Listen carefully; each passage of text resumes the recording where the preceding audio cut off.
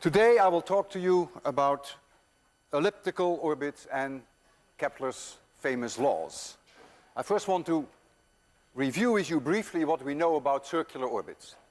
So I wrote on the blackboard there everything we know about circular orbits. There is an object mass little m going in a circle around capital M. This could be the Sun, it could be the Earth.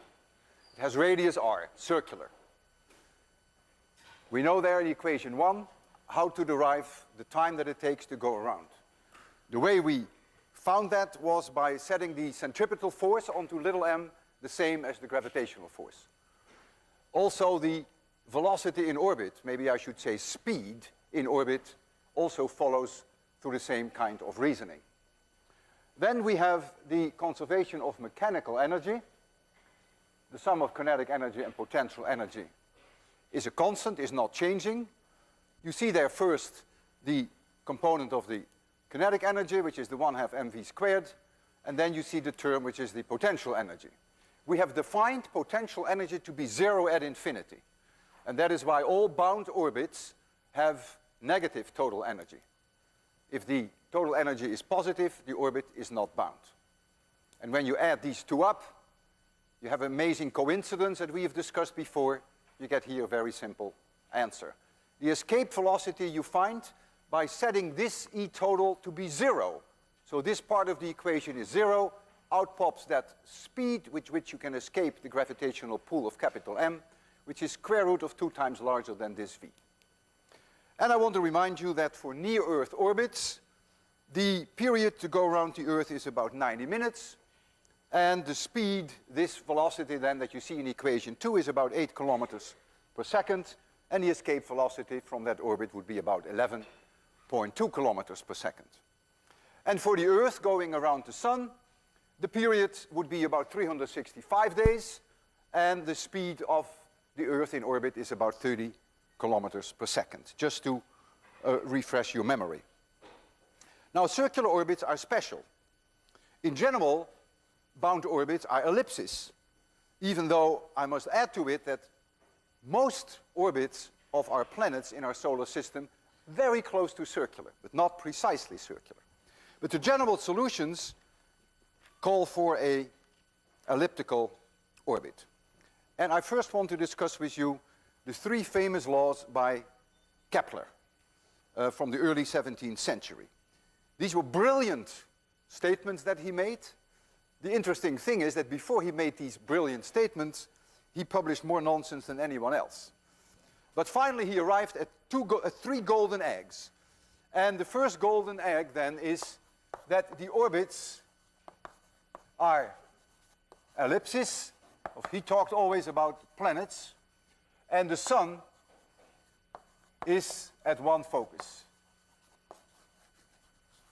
That's Kepler's law number 1. These are from around 1618 or so. The second, Kepler's second law is quite bizarre how he found that out. An amazing accomplishment. If you take an ellipse and you put the Sun here at a focus, this is highly exaggerated because I told you that most orbits look sort of circular, and the planet goes from here to here in a certain amount of time, and you compare that with the planet going from here to here in a certain amount of time, then Kepler found out that if this area here is the same as that area here, that the time to go from here to here is the same as to go from there to there. An amazing accomplishment to come up with that idea. And this is called equal areas, equal times. Somehow it has the smell of some conservation of angular momentum. And then his third law was that if you take the orbital period of an ellipse, that is proportional to the third power of the mean distance to the Sun.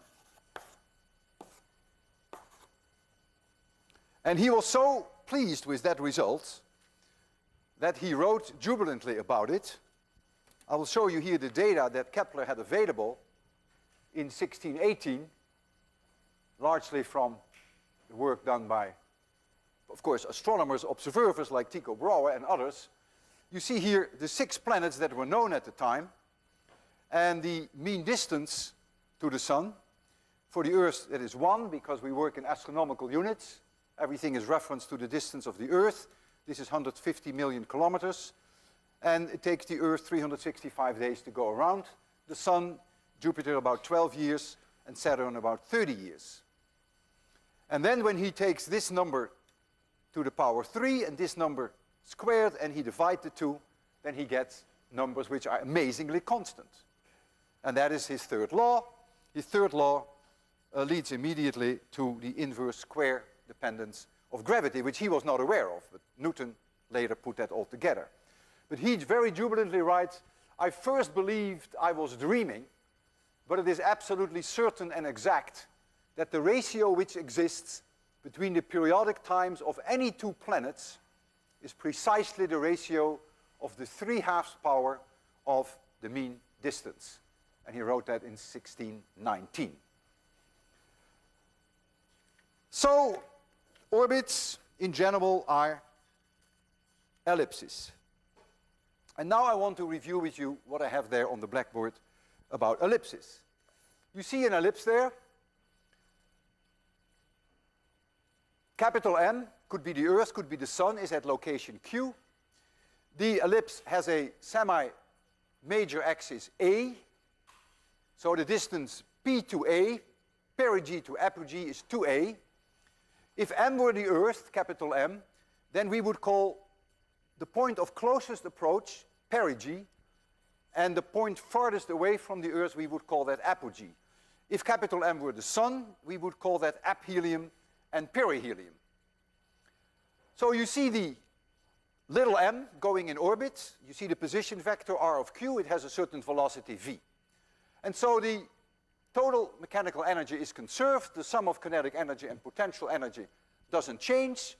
The first term is the kinetic energy, 1/2 mv squared, and the second term is the potential energy. No different from equation 3 for circular orbits, except that now capital R, which was a fixed number in a circle, is now a little r, and little r changes, of course, with time. Also, that velocity v in that equation number 5 will also change with time, because it's an elliptical orbit. It will not change in time in equation number 2 and in equation number 3. Now, I give you a result which I didn't prove, and that is that the total mechanical energy, which has these 2 terms in it, which you do fully understand, also equals minus little m capital Mg divided by 2a.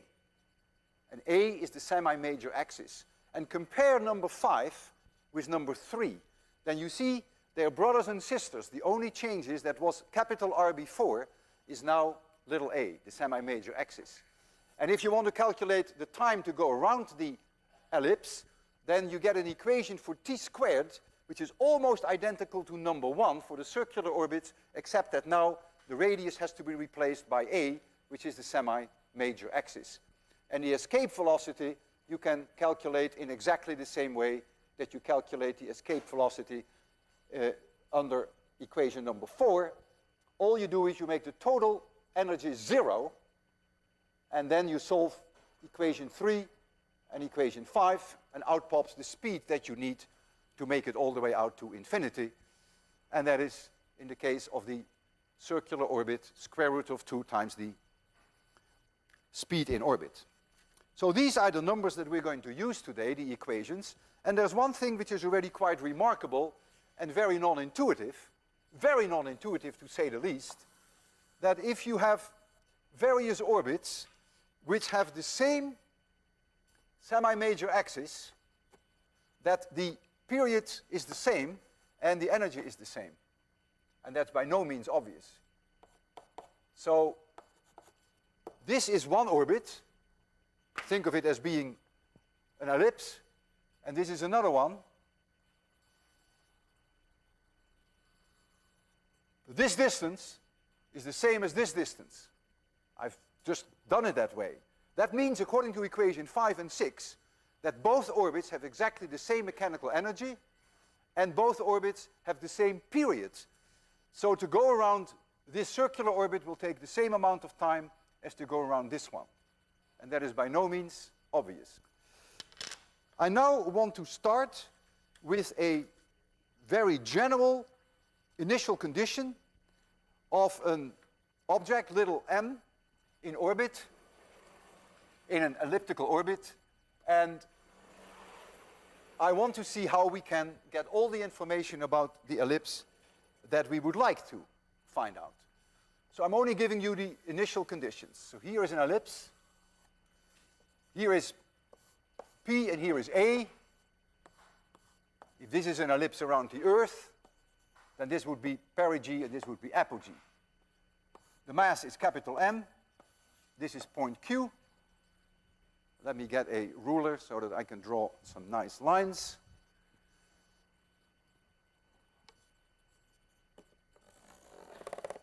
So the distance AP equals 2a, a being the semi-major axis, and our object happens to be here, mass little m, and this distance equals r0. Think of it as being time 0.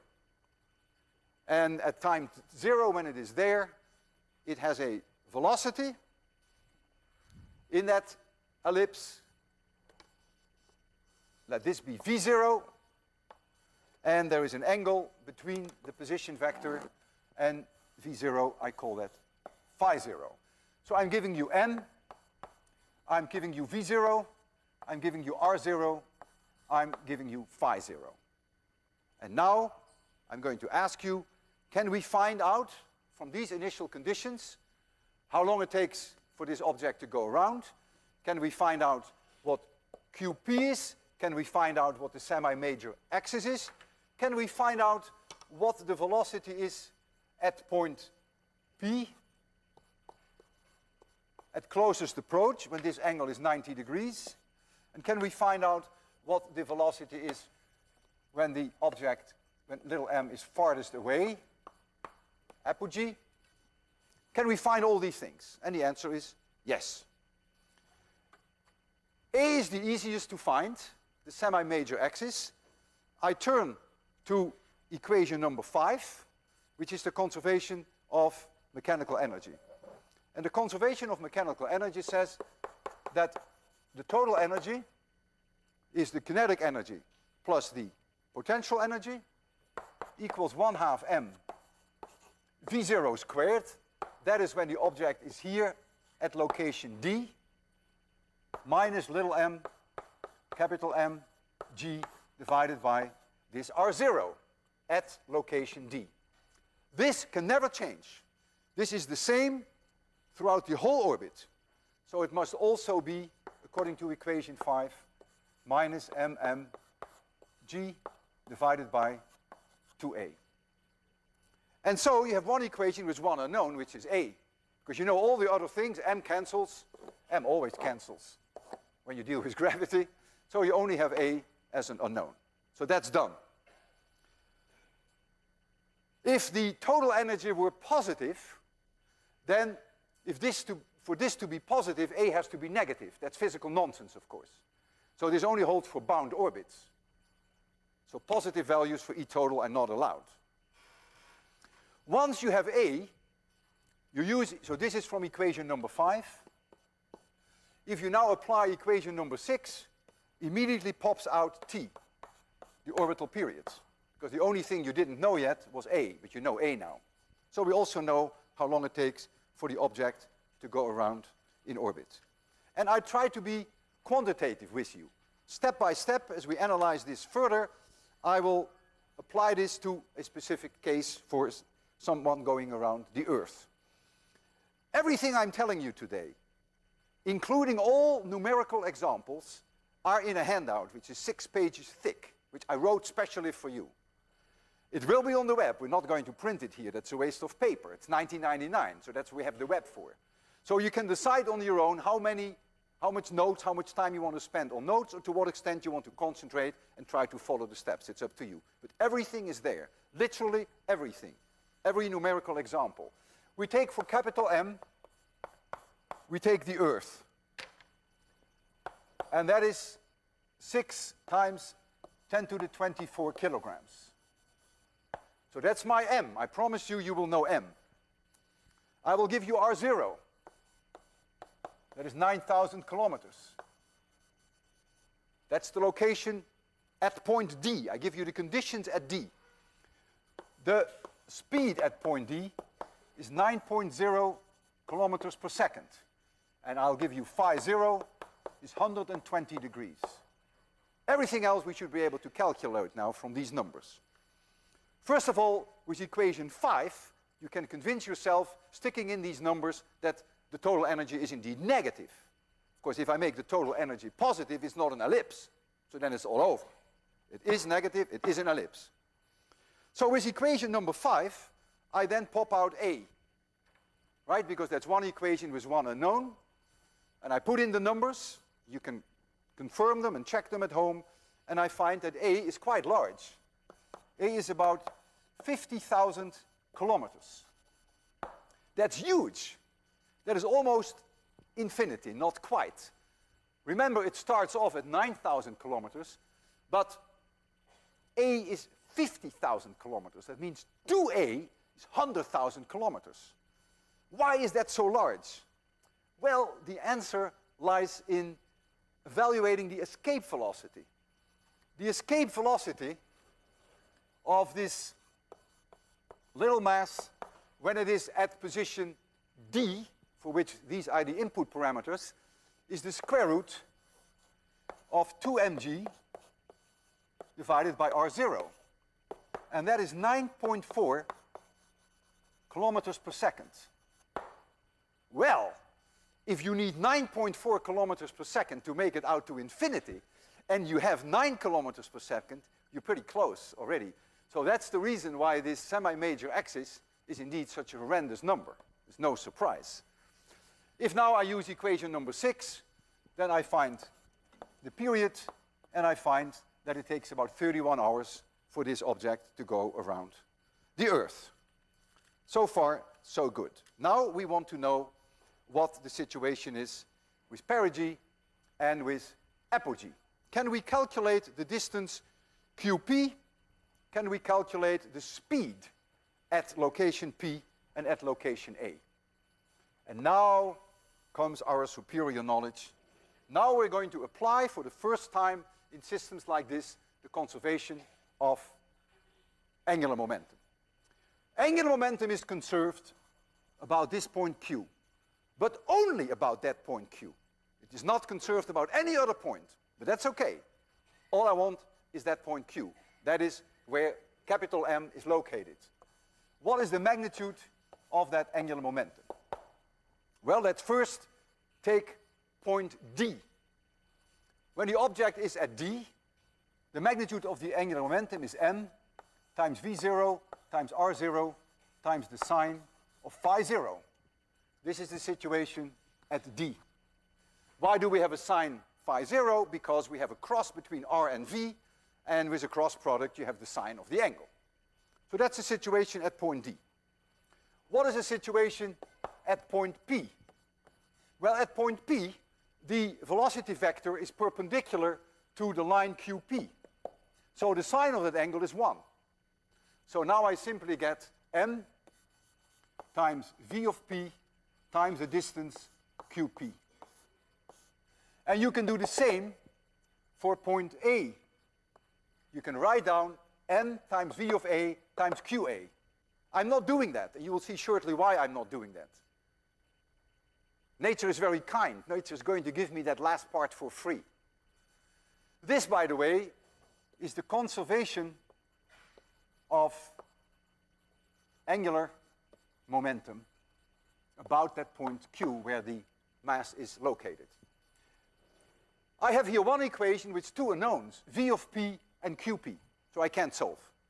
So I need another equation. Well, of course, there is another one. We have also the conservation of mechanical energy. So now we can say that the total energy must be conserved, and the total energy is 1/2, I do it at point P, equals 1/2 m Vp squared, that is the kinetic energy, minus mmg divided by the distance qp. This is the potential energy when the distance between capital M and little m is qp. But this number we know because that is minus mg divided by 2a. That's our equation number 5. Oops, I slipped up here. You may have noticed it. I dropped a little m, which should be in here. Sorry for that. And so now we have here a big moment in our life that we have applied both laws. This is the conservation of mechanical energy. And now I have two equations with two unknowns, qp and v of p. And so I can solve for both. Notice that this second equation is a quadratic equation in v of p. So you're going to get two solutions. And the two solutions, one v of p will give you the distance qp. The other one will be va, which gives you the distance qa. How come that we get both solutions? Well, this is only a stupid equation. This equation doesn't know that I used a subscript p. I could have used a subscript a here and put in here qa. That's the term that I left out. And therefore, when I solve the equations, I get both vp and va because those are the situations that the velocity vector is perpendicular to the position vector. And if I use now our numerical results, and I solve for you that quadratic equation, two equations with two unknowns, then I find that qp, you may want to check that at home, is about 6.6 times 10 to the third 3 kilometers. It means it's only 200 kilometers above the Earth's surface. At that low altitude, this orbit will not last very long, and the satellite will re-enter into the Earth atmosphere. And it leads to a speed at point P, at perigee, of 10.7 kilometers per second. My second solution then is that QA turns out to be huge. No surprise, because we know that the semi-major axis is 50,000 kilometers. We find 9.3 times 10 to the 4 kilometers. And we find for V of A, this value is 14 times larger than this one, and so the velocity will be 14 times smaller.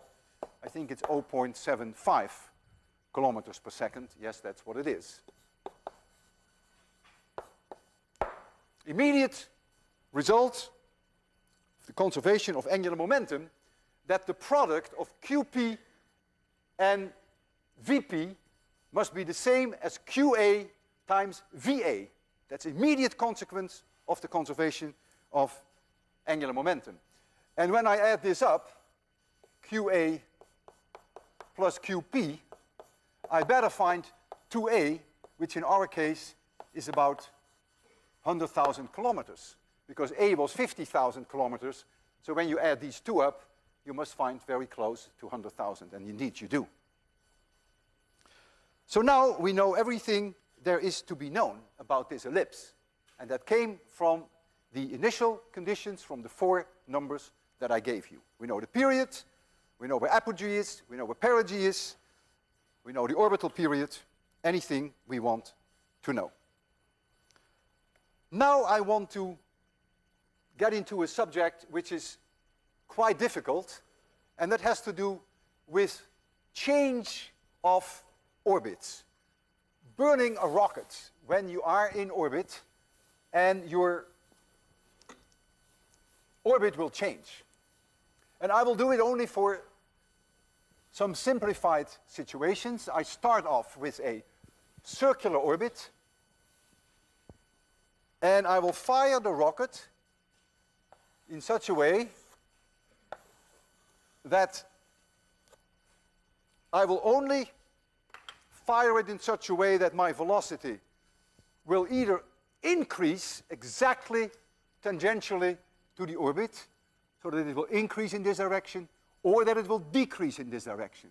So if I'm going in orbit like this, I either fire my rocket like this, or I fire my rocket like this. That is difficult enough, what we do now.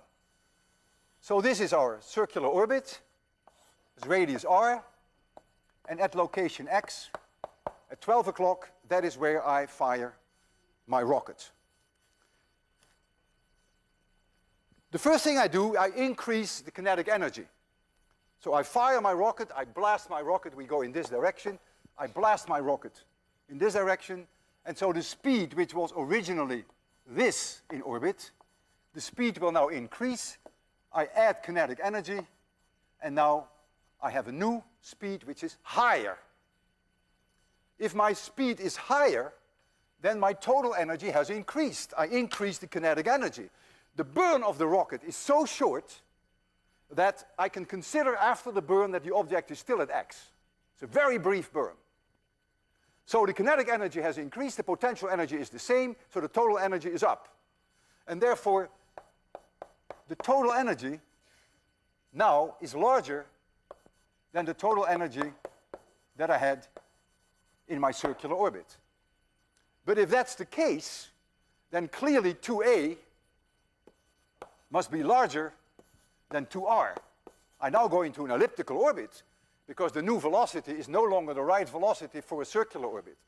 And so what's going to happen, I'm going to get an elliptical orbit, like so, whereby 2a must be larger than 2r because my total energy is larger. And you see that immediately when you go to equation number 5. If you increase the total energy, then your a will go up. Okay, so 2a is larger than 2r. That also means that the period, t, must be larger than the period in your circular orbit. Fine, so far so good. My other option is that I'm going to fire the rocket when I spew out gas in this direction, so I take kinetic energy out. So after the burn, my speed is lower. My speed is now lower. I have taken kinetic energy out. When I take kinetic energy out, the total energy is going to be less than the circular energy. 2a will be less than 2r, and the orbital period will be less than the circular orbital period, and therefore my new ellipse will look like this. And so these are the three situations that I want you to carefully look at, because I'm going to need them in the next very dramatic story, which has to do with a romance between Peter and Mary. Peter and Mary are two astronauts, and they are both in orbit, in one and the same orbit around the Earth. This is where Peter is at this moment, at that location x, and this is where Mary is. They are in exactly the same orbit, but different satellites. They go around like this, and they are at a distance from each other, which I will express in terms of a fraction f of the total circumference, so that this arc equals f times 2 pi r. That's how far they are apart. And that means for Mary, to make it all the way back to point x would be 1 minus f times 2 pi r. So far, so good. Mary forgot her lunch. Radios Peter and says, Peter, I have no food. Peter feels very sorry for her, says, no sweat, I will throw you a ham sandwich. So Peter prepares a ham sandwich and wants to throw it to Mary, in such a way that Mary can make the catch. How can Peter possibly do this? Well, the best way, the most obvious way to do it is to make an orbit for the ham sandwich whose orbital period is exactly the same as this time for Mary to make it back to x. And I will be more specific by giving you some numbers, then you can digest that better. Suppose they are in an orbit with a radius of 7,000 kilometers. And suppose f equals 0.05. So the separation between Peter and Mary is 2,200 kilometers. So that is f times 2 pi r. If you know the radius r, then of course the velocity of the astronauts follows immediately. You have all the tools there. So with r equals 7,000 kilometers, the astronauts, A now stands for astronauts, is a given, non-negotiable, and that is about 7.55 kilometers per second. 7.55 kilometers per second. And what is also non-negotiable is the period to go around, which is 97 minutes. All of that follows from this r. Okay, if it takes 97 minutes to go around, then 5% of 97 minutes is 5 minutes, if I round it off. So this takes 5 minutes to go. 95% of 97 minutes is 92 minutes. So for Miri to go around and go back to point X is 92 minutes. Rounded off numbers. So if I can give my sandwich an orbit which has a period of 92 minutes, I got it made. Because after 92 minutes, the sandwich will come back to X and Miri is at X. It's important that you get that idea. If you get that idea, then all the rest will follow. So the period of the sandwich, after the throw of Peter, maybe he has to throw backwards. If that period is 92 minutes, when Miri is here, she will catch the sandwich. And so the necessary condition for this first solution, which is an obvious one, is to make the period of the sandwich, S stands for sandwich, to make that 1 minus f of the period of the astronauts in orbit. This is the 97 minutes, this is 0.95, so this is 92 minutes, and this is 92 minutes. So then Miri will be back at point X. What is the orbital period of the sandwich after the throw? Well, that is 4 pi squared. You can find that equation number 6 times a to the third divided by mg to the power 1/2. That must be equal 1 minus f times the orbital period of the astronauts who were in circular orbit. So I take equation number 1. So that is 4 pi squared r cubed divided by gm to the power 1/2. That is a necessary condition. Look, we lose m, we lose g, we lose 4, we lose pi. What don't we lose? Well, what we don't lose is a to the power 3/2 equals 1 minus f times r to the power 3/2. So a equals r times 1 minus f to the power 2/3. And this is an amazingly simple result. It means if you know the orbit of Peter and Miri, which is r, and if you know how far the two lovers are apart, which is expressed in this f, then you know what the semi-major axis is of the sandwich orbit. That comes immediately out of this equation. But once you know the semi-major axis, you can immediately calculate with equation 5 the speed of the sandwich. Because if equation number 5 will tell you that minus mmg divided by 2a, a being now the semi-major axis of the sandwich orbit, equals 1/2 m times the velocity of the sandwich squared. This happens at location x after the burn. After the burn means after Peter has thrown, minus mmg divided by capital R, because the sandwich is still at location capital R, but Peter has changed the speed to vs. And so once you know A, this equation immediately gives you Vs. And once you know Vs, then you know with what speed Peter should throw. Well, let us work it out in detail in the example that we have there. If we calculate A with the numbers that we have there, which you can easily confirm, because you can apply this equation for yourself, you know what F is, you know what R is, then I find that A is 6,765 kilometers. Notice that this is smaller than R. It better be, because it's clear that after the sandwich is thrown, that we get a green ellipse. We want this time to go around to be less time than Peter to go around.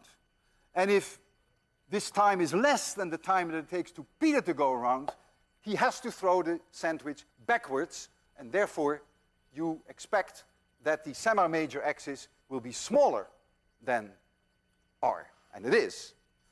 The speed of the sandwich, which follows then from equation number 6, which was the conservation of mechanical energy, is 7.42 kilometers per second.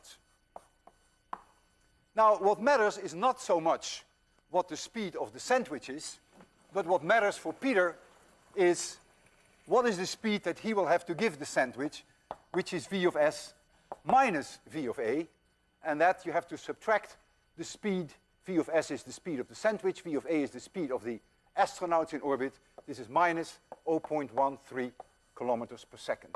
And the minus sign indicates that he has to throw the sandwich backwards. So, quite amazing.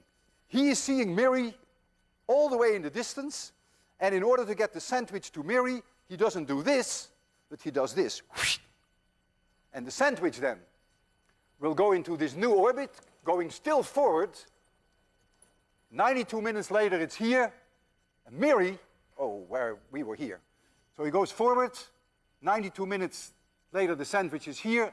92 minutes later, Miri is right at that point and can make the catch. Now, 0.13 kilometers per second is 300 miles per hour, which is a little tough, even for Peter. And so we have to look for different solutions. This won't work. This was an easy one, but it doesn't work. Well, there is no reason to rush. We can make the sandwich go around the Earth 2 times, and Miri 3 times, or Miri 2 times, and the sandwich only once. As long as they meet at point X, there is no problem. So we have a whole family of solutions. We can have Miri pass that point X and A times, and we can have the sandwich pass that point X and sandwich times. As long as these are integers, that's perfectly fine. Then ultimately, if they have enough patience, they will meet at point X. And if you take this new concept into account, that you can wait a certain number of passages through X, then the equation that you see there, the relation between A and R, changes only slightly. You now get that A equals R times n of A minus F divided by ns to the power 2/3. And if you substitute in here a 1 and a 1, which is the case that they make the catch right away, then you see indeed you get R1 minus F to the power 3/2. So that's exactly what you have there. Not all solutions that you try will work. One solution that won't work is NA equals 1 and NS equals 3 has no solution. And I'll leave you with the thought why that is the case. Has no solution. In 1990, when I lectured 801 for the first time, I asked my friend and colleague George Clark to write a program so that I could show the class this toss of the sandwich with Miri and Peter in orbit and the sandwich orbit and everything, and the catch. And he did. It was a wonderful program, but that program no longer works because that's called progress. The computers have changed. And so my right hand, Dave Pooley, offered to rewrite the program so that it works on Athena. And we were going to demonstrate it to you, and you can play with it yourself. It is available on the home page, so whatever Dave is going to show you, you can do yourself. The input parameters that we need for this program are the radius r, our f, and our n of a, and our n of s. And the program will do all the rest. So you can specify how many times you want Mary to go through point x, how many times you want the sandwich to go through point x. The program will then calculate for you the speed of the sandwich. It will also give you Vs minus Va, which is really the speed with which Peter has to throw it. But very cleverly, the program works with a dimensionless parameter, which is this value. And this value, which is Vs divided by Va minus 1, is a number that is quite unique because you get solutions which turn out to be independent of capital G and independent of capital M. And I'll give you an example. Suppose you will find for this dimensionless number, suppose you find minus 0.0175, which is the solution for N1, NA is 1, and for NS is 1. So you'll see that. The computer will generate that number for us. If now we take our orbit with 7,000 kilometers, we know what V of A is, and so we can calculate now that Vs minus Va is the Va times that number, but we know what the Va is 7.5. So you get minus 0.175 times 7.55 kilometers, and lo and behold, that is our minus 0.13 kilometers per second. Of course, it has to be that number because that's what we calculated for our case n equals 1. There it is. And so this dimensionless number is very transparent, and we will show you some examples. This would be the 300 miles per hour, which of course is not very doable. Dave, why don't you demonstrate the program, and then you will see what we can do with that program. We can substitute in there quite a few parameters that you will find, no doubt, interesting. Give us an explanation, Dave, what the students can do with this. Oh, let me show them an overhead here, which would help you in following what Dave will be telling you. You see there the F value is always 5% we took, and you're going to see here the numbers for the number of times that Mary passes through point X, and the number of times that the sandwich will pass through point X. This is that very first case that we worked on together. Here you see that number minus 0.017, and you see indeed that is a successful catch. So let's work at that first. David, explain how it works. Okay, well you can see in the middle of the screen is planet Earth, and these two triangles represent the astronauts. The yellow one is Mary, and the red one is Peter, and he's holding the sandwich right in the middle. They start off at a radius of 22,000 kilometers from the center of the Earth. That's the default, but you can change that if you'd like. And we set NA and NS through these pull-down menus. So we'll set them both to 1 and 1 now. And we ask the program to calculate the value for us of this dimensionless parameter, and it comes up with it, and we want to use that value. And so we have everything set, and then there's this number, right, Dave? This minus 0.0175, etc. Yeah. It's right over here.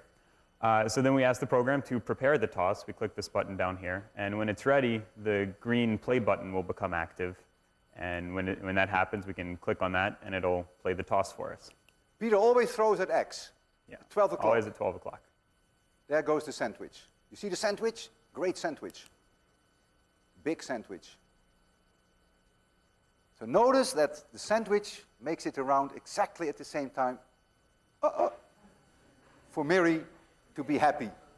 Now, there's no reason why we shouldn't try 1, 2. So that means Mary reaches point X, but the sandwich went twice around the Earth. There is no problem with this solution in principle, but you have to be quite far away from the Earth. If you're too close to the Earth, like Dave's orbit, which has a radius of only 22,000 kilometers. something very catastrophic will happen. Yeah. Okay, so now we want to set an S to 2. We do that with the pull-down menu, and we ask it to prepare the toss again, and it goes through its numerical calculations of the orbit. And when it's ready, it'll let us know. And now we can watch the toss. There goes the sandwich. It wants to go around the Earth twice, but it hits the Earth. That's too bad.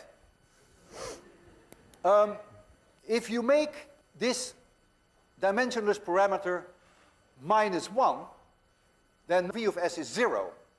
And what does it mean that V of S is 0? That the sandwich stands still, has no speed in orbit anymore. And so what happens with the ellipse? That becomes radial infall. Dave? Okay, so if we want to use our own value for this dimensionless parameter, then we can go to this box right here and put in whatever we want. So we'll put in -1. And we make sure that the program is going to use our value instead of the calculated value. In this case, these numbers don't matter in A and in S. They're irrelevant because the program is going to use our value. We ask it to prepare the toss again. -1 overrides everything else now. Yes. Going through its calculations, and now we can see what happens. 12 o'clock, there goes the sandwich. Now Peter decides at one point that instead of throwing the sandwich backwards, he can also throw the sandwich forward. Because look, we have here the red ellipse. There's no reason why Miri couldn't go twice through X, one, twice, and then the sandwich would make a larger ellipse and meet here when Miri has gone around twice. Then, of course, the sandwich has to be thrown forward. And so Peter makes a calculation for what we call the 2-1 situation. Miri goes twice through X, the sandwich goes 1 through X. But Peter made a mistake. Peter got nervous, and he puts in the wrong parameters, and you will see what happens. Dave will first show you the right parameters. Okay, so if we would have asked the program to calculate it for the case of 2-1, it would have come up with a value for this dimensionless parameter of 0.1659 or something thereabouts. But Peter made his miscalculation, and he wants to use 0.164. So this is what we'll put into the program, and we'll prepare the toss and see what happens with this value.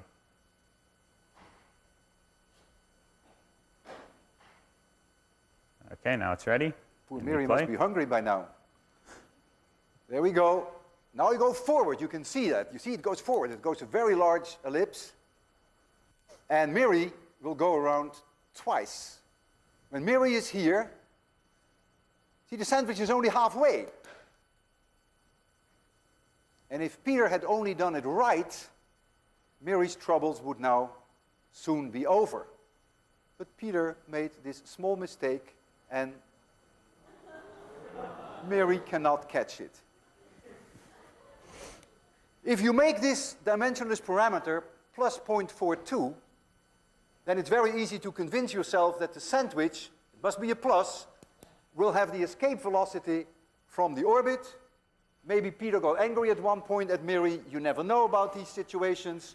And he threw it very fast, and Dave will show you what happens then. Okay. And it goes to infinity. And it won't be fresh anymore when it gets there. Okay, see you Friday.